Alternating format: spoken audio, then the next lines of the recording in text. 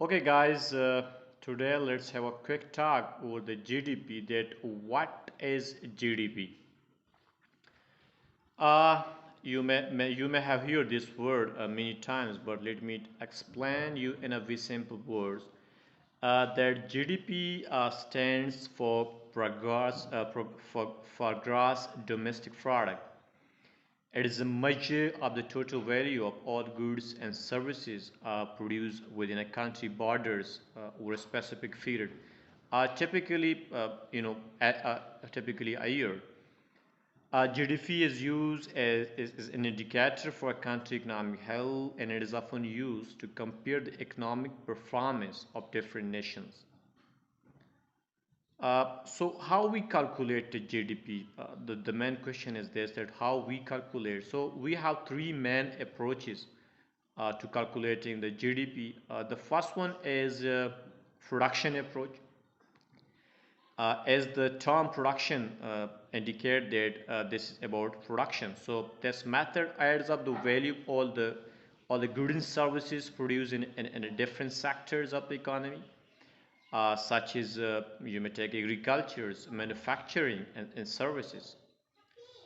The second approach is expenditure approach, and this approach is the term like production expenditure also explain that it's about expenditure. So expenditure approach is and this approach calculate GDP by summing up all the expenditure, all the expenses on goods and services, like consumption, like investment, government spending, and net exports.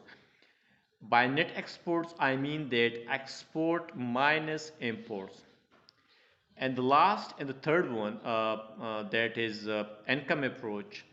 So in this method, GDP is calculated by adding up all the incomes earned by the individual and businesses during the production of goods and services, such as wages, profits, and rent. So when we are calculating GDP, we have to consider several factors, the first one I will say like consumption. You have to consider consumption, investment. By consumptions, I mean that the total value of the goods and services purchased by household for a personal use. You have to consider this. The second one, I said investment. So the total value of the business investment and machineries, equipments, and construction projects, you have to consider this factor also. You have also to consider the government spending. The third factor I would say government spending. So the total value of the goods and services purchased by the government for the public use. You have to consider this while we're calculating the GDP. The fourth one, I will say, net exports. So the difference between the country exports, mean the value of the goods and services sold to other country, we call that export. And then and its input, and fourth means the value of goods and services purchased from other countries. So we'll take the net amount, and that we call that net export. So the difference between the export and import, we call that net export. So, when a country, high GDP generally indicate a strong and growing economy. And a country have a high GDP, that it will be considered a growing economy country.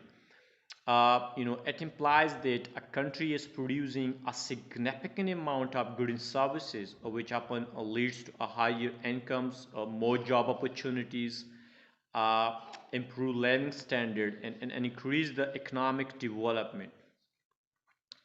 However, it's important to note that GDP alone doesn't provide a complete picture uh, of a country well-being.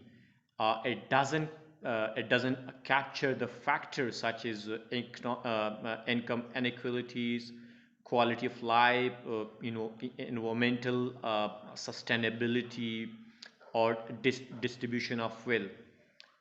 So therefore, while a high GDP is generally seen as a positive sign, it should be complemented with other indicator to assess the overall economic and social condition of a country. Now let me summarize what I have said in this short video. So first I have told you about the GDP, that what is GDP? GDP is just is a measure of the total valuable goods and services produced within a country borders. Then I have told you about the calculation, that how you calculate, what approach you have to use. So it is calculated using a different approaches and consider factors such as consumption, investment, and government spending, and net exports. And the last, I have said that high GDP is often indicate a strong economy, but it is not a sole determinant of a country well-being. So other factor must be considered to assess the overall economic and social condition. So this is all about GDP, and thanks for watching.